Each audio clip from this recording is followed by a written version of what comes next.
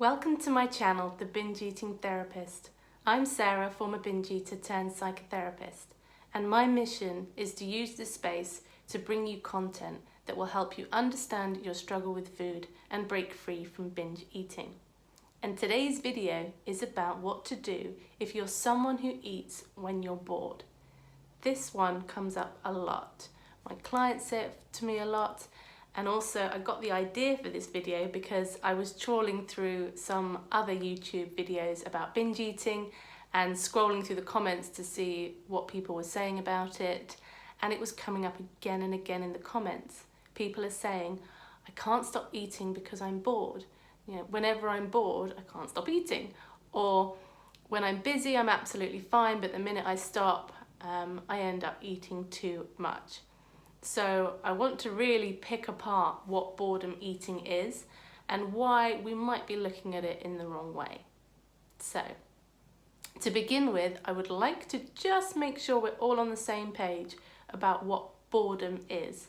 So I went to the dictionary so that there could be no arguments, and being bored was defined as feeling unhappy because something is not interesting or you have nothing to do.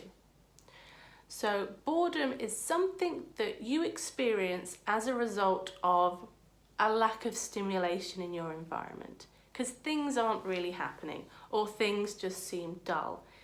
It's often viewed as quite an external problem. It's a problem with your environment. But the issue with that is if that really is how we look at eating when we're bored, it kind of gives us two options about how we would solve that. So option A would be just keep really busy. Don't let yourself get bored. Just be doing stuff all the time or distracting yourself all the time because the minute you stop, you're going to be in trouble. That doesn't sound very realistic to me.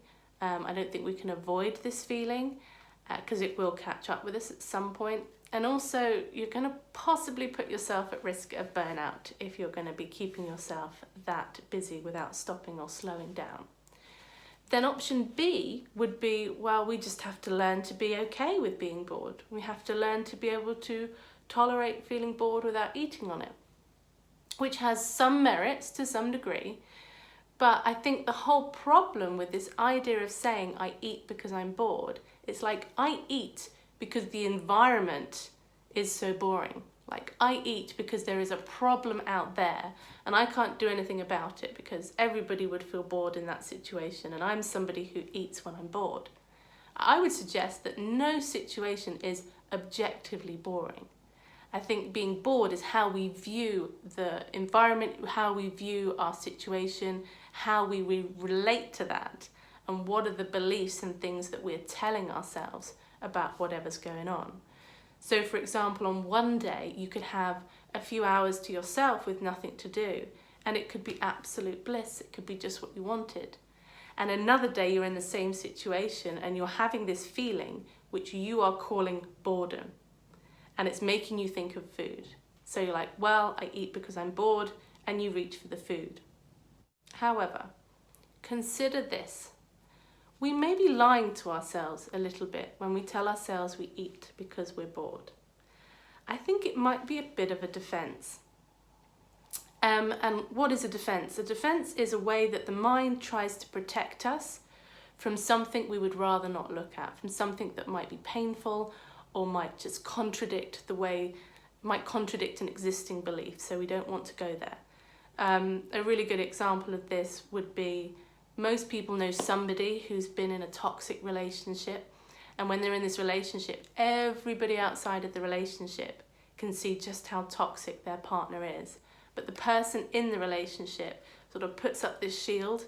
They can't allow that in order to stay in the relationship because that would throw them into too much of a conflict. So they have to kind of like partition off certain information in order to be able to stay in this relationship and hold hope that the relationship's going to work. And it can be the same with food.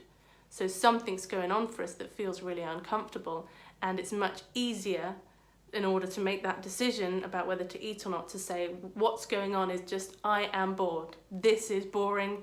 I don't know what to do with myself. I'm going to reach for the food. And so what might be behind the defense might be a bit different from person to person, but ultimately it's going to be something along the lines of, I'm eating because things are not how I want them to be. And that might be things outside of yourself, that might be things inside of yourself. But what really matters is how you're internalizing whatever's going on outside of you.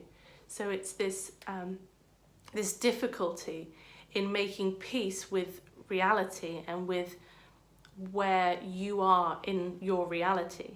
It brings up bigger existential questions about meaning.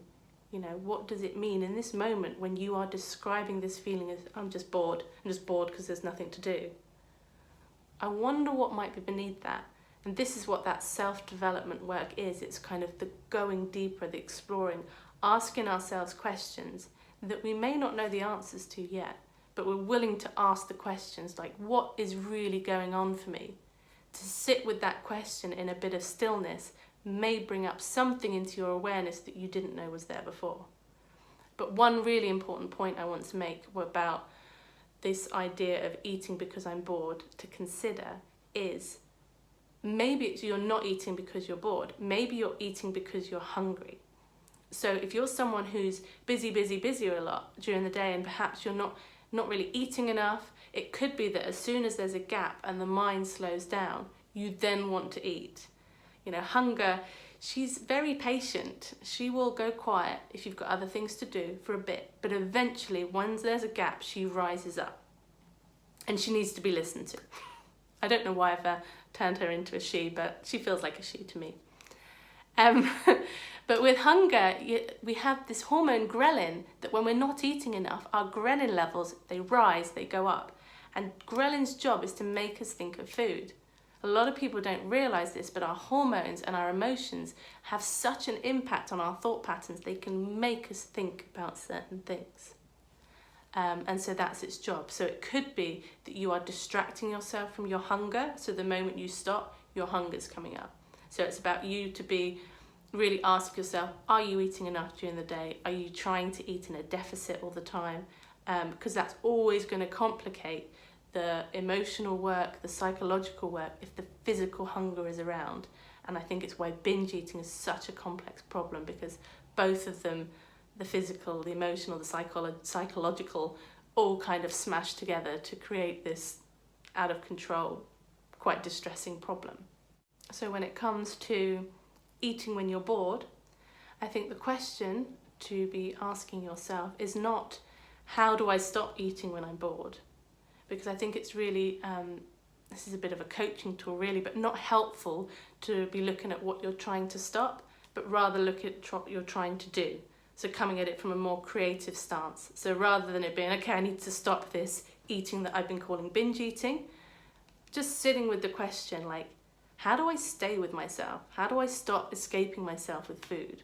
What goes on when I try to stay? And then seeing what comes up for you. It's going to be a bit different from everyone, but this is deep work, and it's difficult to do on your own as well. That's why counselling or therapy can be so useful, or even just talking to people that you know, because when you're delving in and churning up some of this stuff, I think we have to be a bit careful, because our defences are there for a reason. Our defences are there because we really fear what's on the other side of them. Sometimes we get there and we're like, oh, it's not as bad as we thought. Other times we get there and we're like, whoa, I didn't realise that was there. So I kind of want to put a bit of a caution on this kind of work as well, because I'm here talking to you on a YouTube channel. I might be a therapist, but I'm not your therapy. I'm not your therapy. I'm not doing your therapy. I'm not your therapist.